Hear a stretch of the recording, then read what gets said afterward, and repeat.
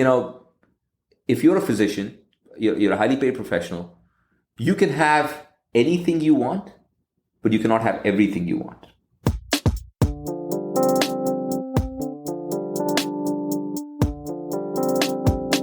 Hey guys, welcome to Resiliency Rounds.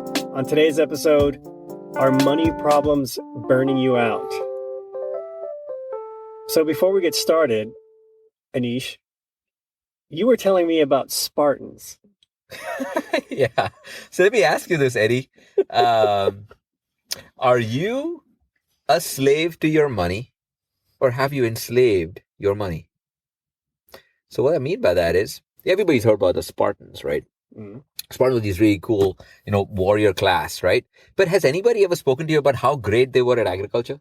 Can you think about a Spartan in his, with his abs all out, and he is like, tilling his soil? Yeah, every time I think of Spartans, I think of their militaristic society, but I don't really picture them in terms of, being farmers or That's right. being good necessarily at commerce That's or anything right. like that. But they had to eat. Now you can imagine, Yeah. if you're going to be out there, practicing laconic poetry and gymnastics and practicing for war all the time, I'm sure you get pretty hungry. Yeah, So here's how the Spartans did it. Now, the reason why Sparta as a culture managed to hang on for centuries is because they got life right. Now, what they did was they lived alongside helots. Helots were actually indentured servants to Spartans. Helots actually outnumbered Spartans several times to one. Really? Yeah. And they never had the guts to rise up. They didn't.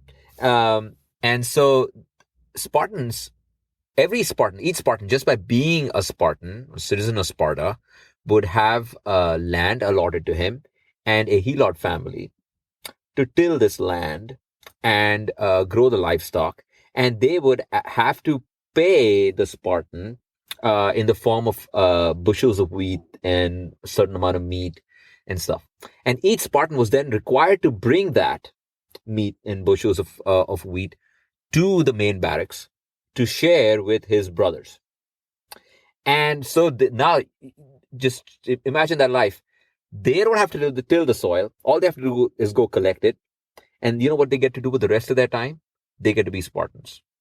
That involves practicing the things that they love, right? Living amongst people that they love, living their best lives possible. Basically just exercising, playing war games.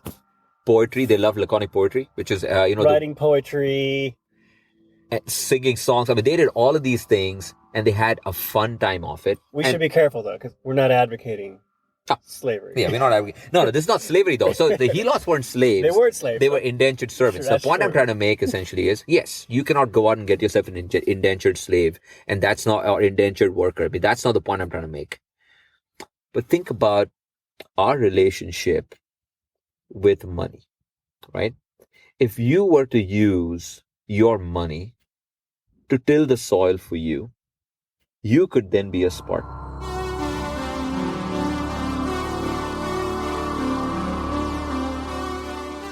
What I mean by that is, if you are a slave to your money, you are the helot. You're going to the farm, you're tilling the farm, you are going to your work, and you're generating the RVUs, and you're doing all of that. Right? At the end of the day, who is getting to be a Spartan? Maybe your family is getting to be a Spartan. I don't know, because you're out there slogging it out. You're being the helot, the indentured servant, while your family is probably getting to be the Spartan or live the Spartan life. Yeah. You need to be the Spartan. And how do you get there? And maybe it's no coincidence that the word Spartan means just basic. Basic, that's right. Just Coming to it, that's basic. exactly right. A Spartan life is a life that is rich in experiences, but very modest in possessions. In materialism, right? In materialism. All you need to do is have a frame shift. If you are making money to buy possessions, you are a helot. If you're making money to support your needs and maybe just a little bit of your wants, you can be a Spartan. That money, especially if the money is doing the work for It's you. doing the work for you. That's Yeah. exactly right. You make enough. You don't spend it all. You let the money grow. Pay for your retirement. Pay for a few needs.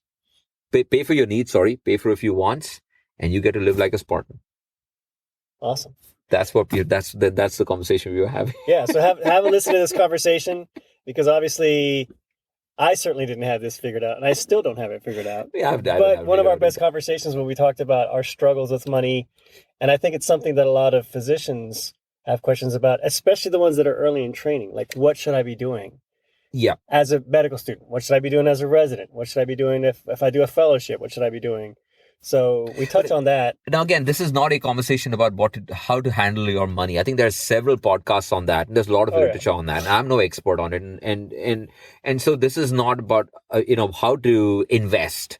This is more about if you change your relationship with your money, you can get resilient because you are not enslaved to your job. You're not enslaved to your paycheck. Right. And you can then go on to actually get a full life full of experiences. Concentrate on the things that matter, your family, your life, yourself, and not just your money. So have a listen, and we'll have some take-home points for you guys at the end. One of the things that I feel is a big part of all of this is just how we all manage money. And the fact that you cannot discuss that openly, the fact that everybody manages money differently and has different expectations from their work, the thing has different worth, right? They all feel that if someone else is making more money than me, they're more worth to the field or to the job than they are. And the only way that they can increase their self-worth is by asking for more money. But the point is not that everybody should make the same amount of money. It's that you are more than what you make. Right. See what I mean? And so let's just do that now. Let's just kind of pivot and focus more directly on this idea of what is the role of money? What is the role of finances in this quest for wellness, this quest for resilience? And you have strong ideas about that. So let's talk about them. So in my case, I came from a family where, you would hear this very often, we don't talk about money, or, you cannot ask somebody how much they make. You know what I mean? Mm-hmm.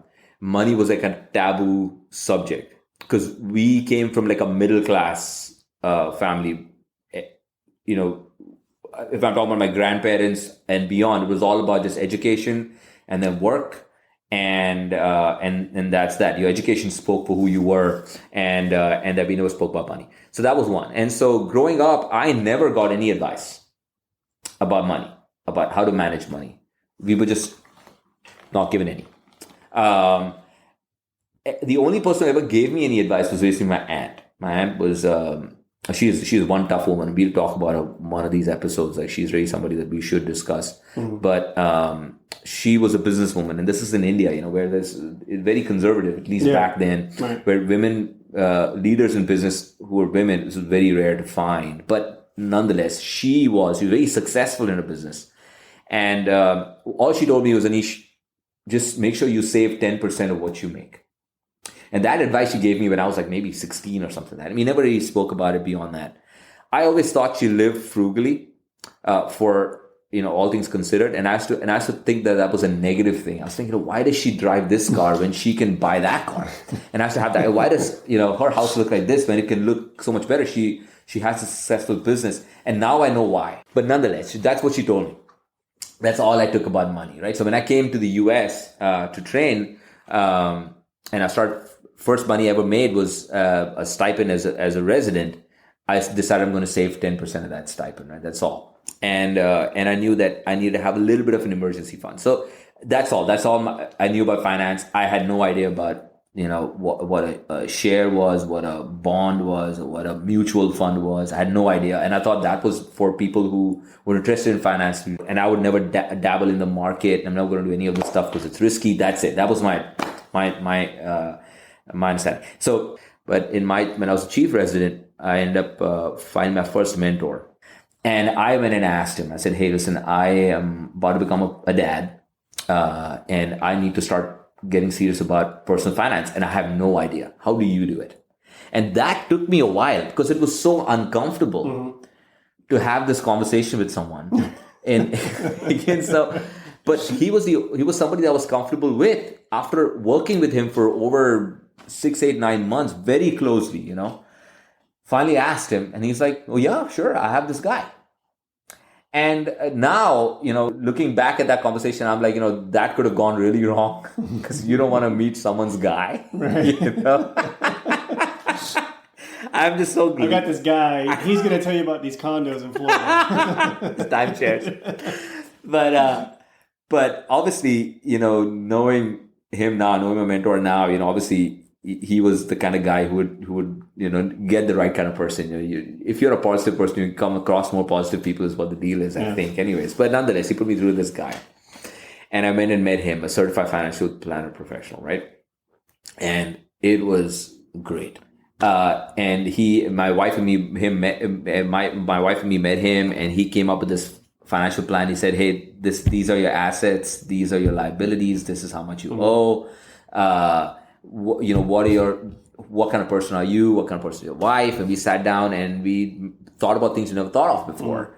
How much do you spend? Do you use cards? Do you use, do you have any credit card loans? And we had none. At least that way we were kind of conservative, both of us, where we didn't have any of these loans and stuff. We didn't have any medical student loans too, so it kind of worked out for us.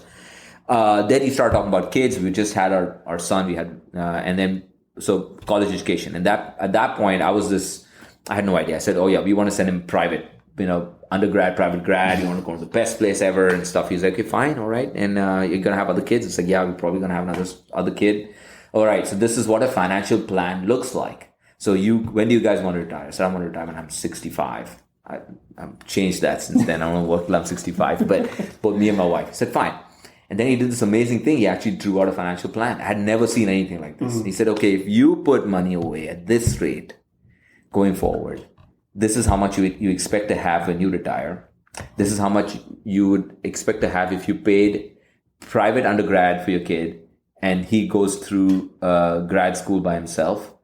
This is how much if you pay public grad undergrad. This is what happens if you pay for one or not the other. And then this is what happens if you pay private undergrad, private grad all the way for them." And he gave me the numbers. I'm like, "This is ridiculous. This is this is insane amount of money. What am I thinking?" I'm like, "My kids are doomed."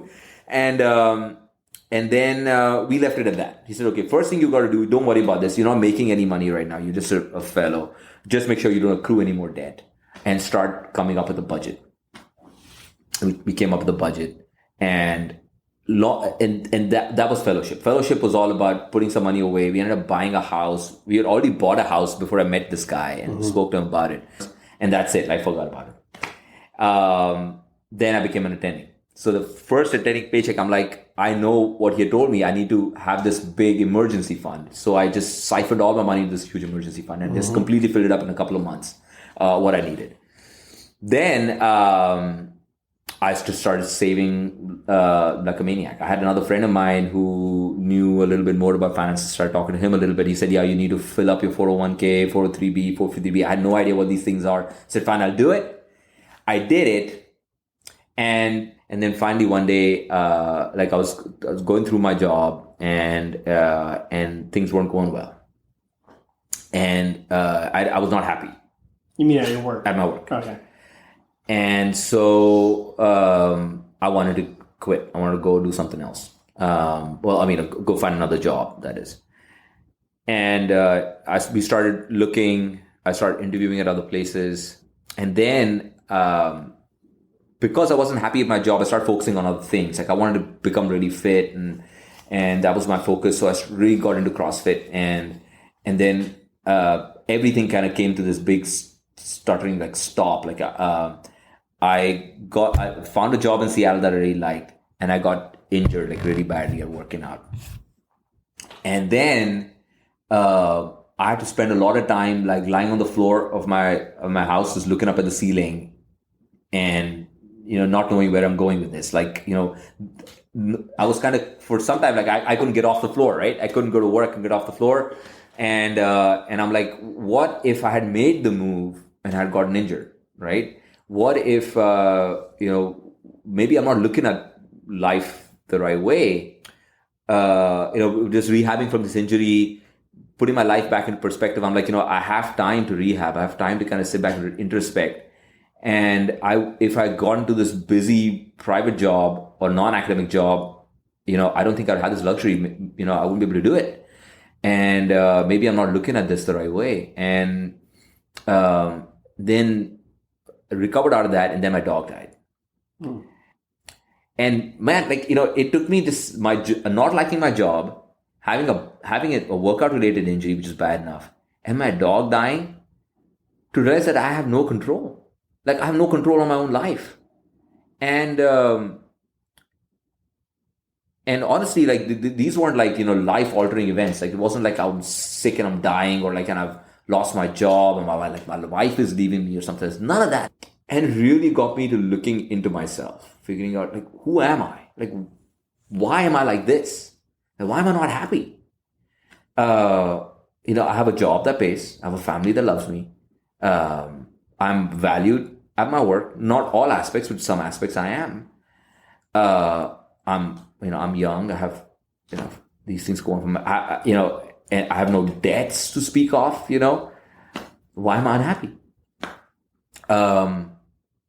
So the first thing I decided essentially was that it's because I didn't know where I was going with my profession. What is the aim of a job? So I said, okay, fine. My aim as a man is to provide, right? And my job does that. I have a high paying job that provides for me. But where is this going? Where am I going with this? I need to have a concrete plan. Then I remembered that I met with my guy, and he had actually made this financial plan for me. Right. So I'm going to meet with him again, because I have two options. One option is I leave, go to Seattle. The other option is I stay here and continue what I'm doing and not change anything. I do not want to change. I was just tired of changing one after the other. Coming out of fellowship, getting into a new job, and now changing from this job to another job, and things like that. I started to change, and I was like, I want to just sit down and chill for a while and kind of gather up my, my feelings and figure out what's going on. I went online and I found the White Coat Investor, and this is Jim Daly. He's an ER physician, and I just started reading his blog, and I was like, I didn't know how many blogs existed. I didn't even know if this was the best one or not. I just started reading it, and it just made sense. Just was simple. His message was so simple. He was like, if you're a physician, you're a you're a highly paid professional. You can have anything you want, but you cannot have everything you want. And I'm like, great. Honestly, I don't have many wants. Personally, I don't. And then the next thing was, you're not rich because of the salary you make. You get rich because of net worth. So what's your net worth? And I asked myself what my net worth was, and I didn't know. And I was like, how come I don't know? Right? Because salary is not wealth. Net worth is wealth. Right. And so I was like, this is simple. So how do you build wealth? He's like, well, you got to pay yourself first. When you get your paycheck, you pay yourself first. I was like, what does that mean? What does that mean when obviously I'm paying myself first because I'm getting the paycheck, right? And then I realized what he means by that is you invest. You invest in yourself. So what do you invest in? I don't like to invest in stocks. And he's like, well, index mutual funds. And, the S&P 500 index fund has beaten the market, or any, not market, but has beaten, any other, mutual fund investor or whatever. Anybody who's playing the market has beaten it consistently over, 25 years. All you need to do is you buy an S&P 500 index or total market index, as diversified as possible. And you just buy and hold and buy and hold and buy and hold. And I thought it can't be this simple. It can't be this simple. You can't just go and buy an index mutual fund, hold on to it, and that's it. That's your key to building wealth. It just didn't, it was too simple to be true. I'm like, how come if this is so simple, nobody else knows about this? All of the other aspects just common sense. If you make X and you spend X minus 20, guess what? You make 20. And that 20, if you invest it over time, with compound interest, that 20 becomes way bigger than 10 times X. Yeah. It's just so simple that it just baffled me that people didn't know. How come people in my profession don't know this? Right? Yeah. So the minute I got that realization, I'm like, I'm going to speak to my CFP and I'm going to tell him that, hey, I want to move to Seattle. What's that going to look like? And he drew out a financial plan. And this was the best thing I ever saw. first of all, he wanted me to stay. So we become friends now. Like he doesn't. This is amazing. Like he's another guy, and I think we should meet him at a certain point. But we become friends now. We speak about philosophy and all these things beyond. Yeah. Anyways, he drew up a plan where he's like, okay, this is Aneesh moving to buying a house in Seattle, and this is Aneesh staying in Oklahoma and buying a house here in Oklahoma, upgrading. Like my wife wanted to move into a house. She started living where we live right now, and she's like, this is what it's going to look like, when you retire. And it was just plain as day that if I move to Seattle, I'm significantly short at the end of the day. And right, a lot of people are going to say it's an experience, right? It's the experience of living in a place like Seattle. It's different than living in Oklahoma. I get it. I get that part. Yes, you cannot monetize everything. But man, like if you are 37, 38, it's you make your first paycheck this late in life, right? It is about money. There's only that many years that you have left. And if you get injured like I did and you realize you may not be able to work, it's a possibility, and you see that, or a big life-changing event can happen. You cannot be beholden to your job, essentially, is what I'm trying to say. Like you have to be in a place where there is security early because you're older. And if you do not plan financially, you are never going to be secure. And first of all, you're not going to be truly financially secure. Secondly, you're not going to be confident as a person, because all decisions will have to be financial. Even though finance is probably one of the most important decisions, not every decision should be financial. Another way to put it essentially is that I should not be beholden to my job just because of how much it pays me. I cannot be beholden to a place or a situation because of money too. I get that. Like I cannot think of, I'm not going to Seattle because it's more expensive because of the experience I can have. But I also cannot move to Seattle and then be beholden to my job because I have to work. Otherwise I cannot live in the city. I cannot support or sustain my family. Yeah.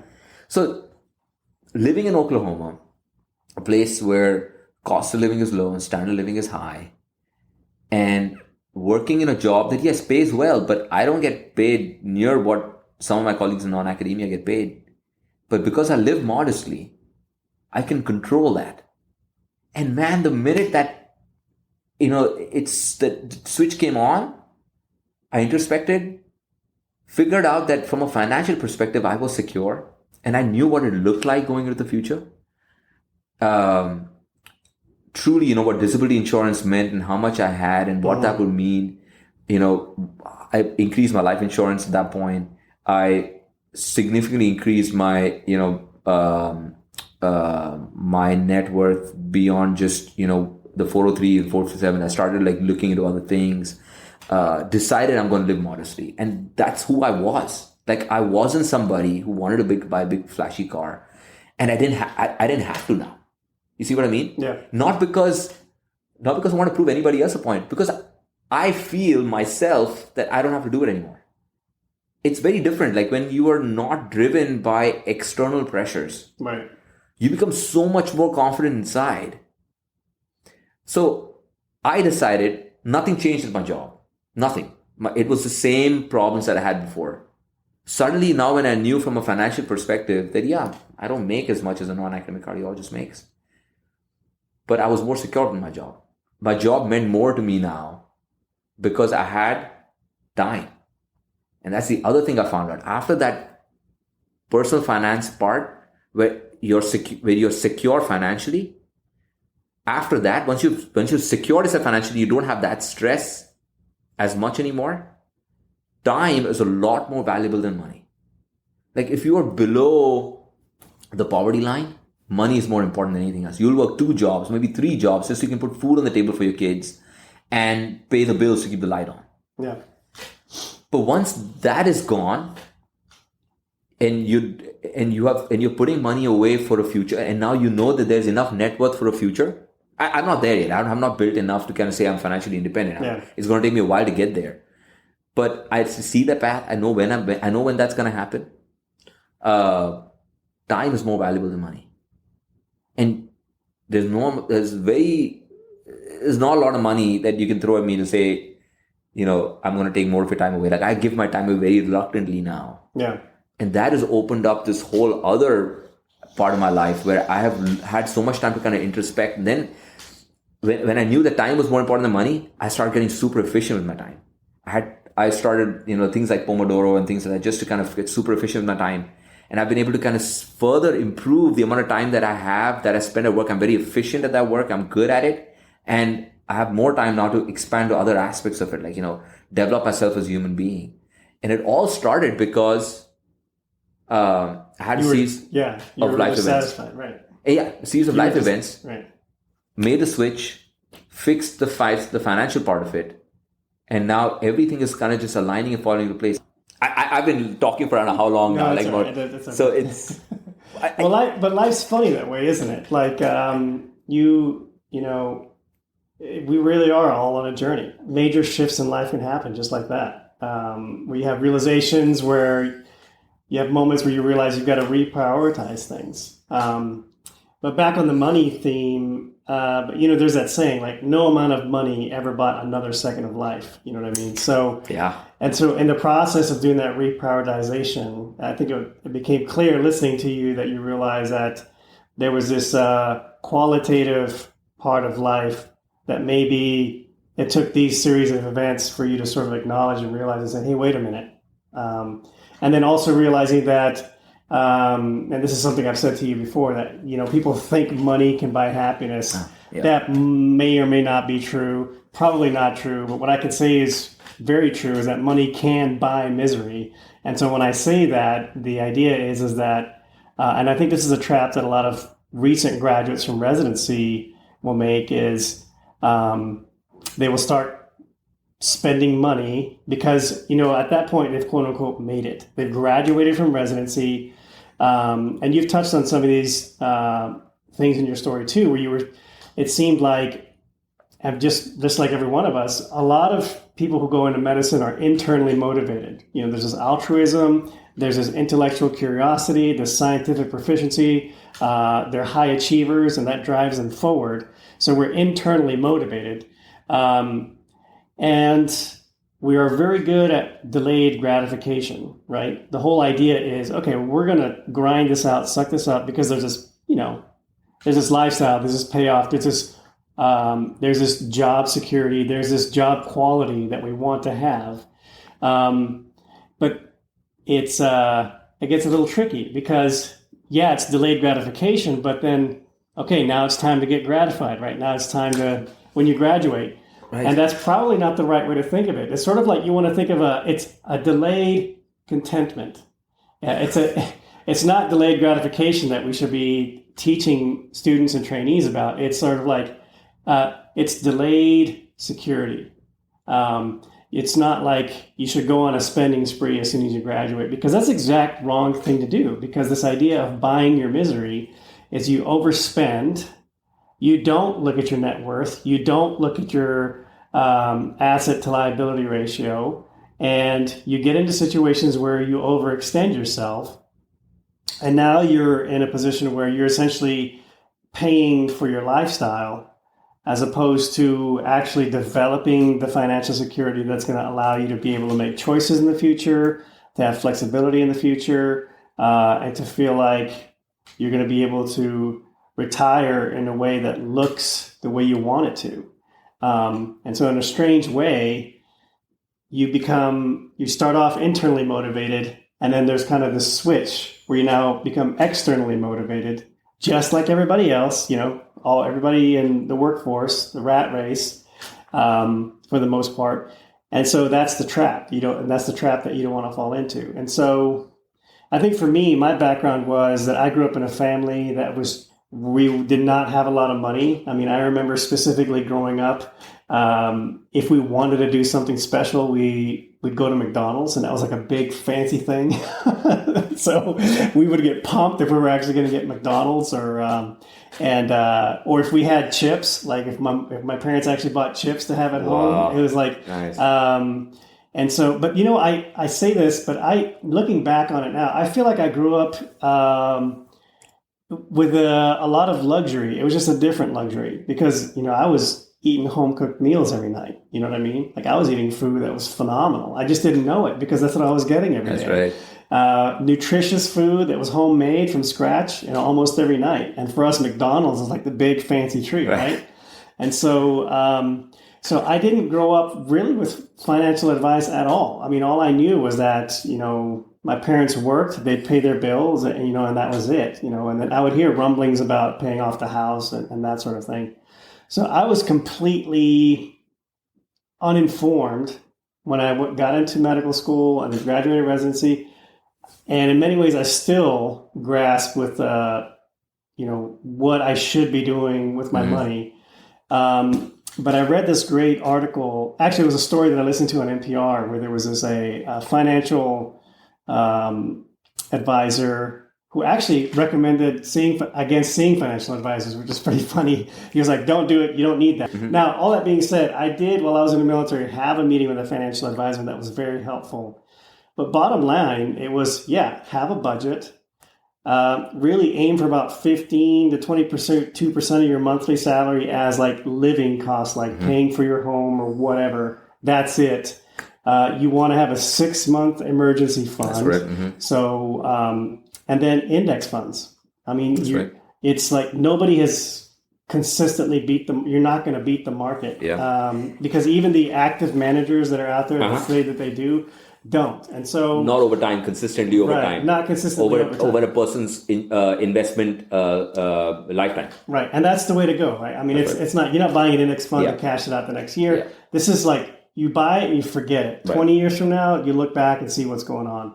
And that's really, all it boils down to. And then really trying to stay out of like revolving debt type situations. So a friend of mine told me something that was very, that I took to heart, which is, when he was talking about when you've got a car and you've paid it off, he's like, all right, now, just think of it this way. You're making money every day you drive a car that's been paid off, you're making money. That's a good way to look at it. Because you're not, that's just revolving debt that you just don't need. So, so that was kind of the financial lesson that I had learned coming out of all of this. And so, a lot of it just came from reading on my own, and the few interactions that I did have with financial planners who kind of told me, all right, well, this is the map forward.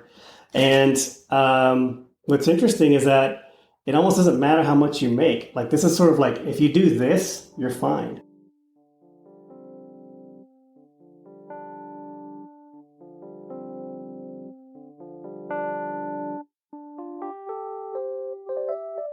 So welcome back, guys. So that was our conversation. And so, Aneesh, you want to go through some take-home points for us? Yeah, so I just wanted to kind of hit some of the high points. The important part of this whole conversation, and I hope that's the message that we kind of got across, was that money is important, but what is more important is how you handle your relationship with money. Yes, we are all in it, in the profession to make some money. And because that is what pays the bills, and that's what lets you kind of get the experiences that you want. But if you're not careful, it is going to take over your life, and you're not going to have as much breadth to your life as you would like. So one of the key ways to have a good relationship with money is to have open discussions with, if you have a significant other, you don't want to spring this on them, right? And suddenly have this whole change or a frame shift on money. It is unfair to them, and it will lead to more angst and more trouble. You want to avoid that. You want to have open discussions. Make sure that your significant other is ready. Money is a huge source of one of the biggest sources of strife in marital relationships. Exactly right. So you want to get together, get your family on your side, and get ready to have open conversations about money. Your next step is to start getting disciplined. And what does discipline mean? You have to make that. It means you got to make the right choices. Having a budget helps. Avoiding overspending definitely helps. You got to change this underlying need to keep buying things and holding on to things. And you got to get rid of that. And that's discipline. And once you've got that locked in, the next step is to make sure that you have secured yourself against, the just life in general. You never know. Unexpected expenses, emergencies. That's exactly right. You never know when you're going to fall sick. You never know when you're going to get hurt. Sadly, people lose their lives, and you got to insure yourself against those occurrences. And once you do, it will lead to a sense of kind of relaxation, to be able to relax a little bit more and enjoy life. Once you insure yourself, get good disability insurance, life insurance, especially if you have dependents. You want to also make sure that you have some money stashed away for an emergency fund. 6 month emergency fund, I think, key. First step. Yeah. And that will also give you a sense of relief. Once you know you have that much money kind of saved up, if you're unhappy with where you are, your living situation changes or whatever, you can then get out of your current job and move to a next one, a new location, and not worry about how you're going to meet your expenses for that short period of time. And that really helps. Beyond that, then we come into things like investments. We all need to maximize the tax deferred accounts as best as we can. Whatever 401ks. 403b, 453b. Always maximize those. Maximize them. And, again, this, like I said, we are not experts in finances by any way, shape, or form. I'm doing the bare minimum. There are guys much smarter than us in the field of physician finance. The white coat investor is one of them that comes to mind. I've learned a lot from him, and we would direct you to his podcast. If all you're thinking about all the time is your money, there's something wrong there. We need to change our relationship with our money, and that's very important. Once you have these things set up, you shouldn't be thinking about your money on a daily basis. The goal is to get to where you're not thinking about your money. That's exactly right. And that comes two ways. By being diligent, prudent, for starters, smart with how you reconfigure things so that the money's working for you, not the other way around. But also, it's to just sort of, lay off of that as kind of your main life metric. That's right. Because at the end of the day, we know that money problems can definitely negatively impact your resiliency and predispose you to burnout. But when it's uncontrolled, and when, as you say it, it's tilling the soil for you and you're just reaping the benefits, literally reaping the benefits, then now it's working in your favor. That's exactly right. I mean, back to the Spartan and the helot analogy that we used before. The point is, money is not natural. It's something that we made to objectify living. If you make more than someone, it probably means you're doing better off than that person.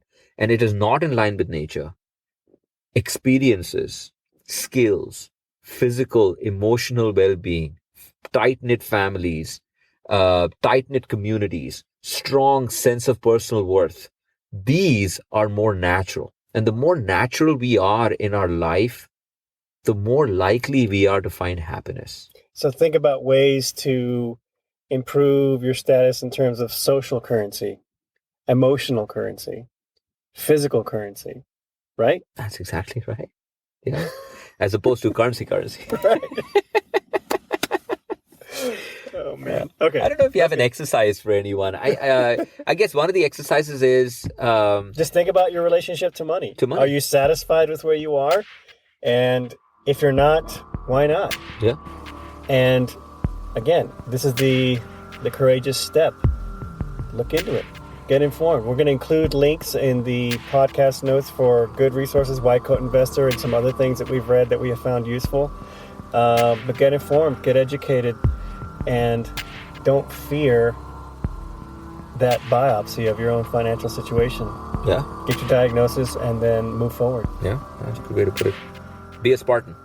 Yeah.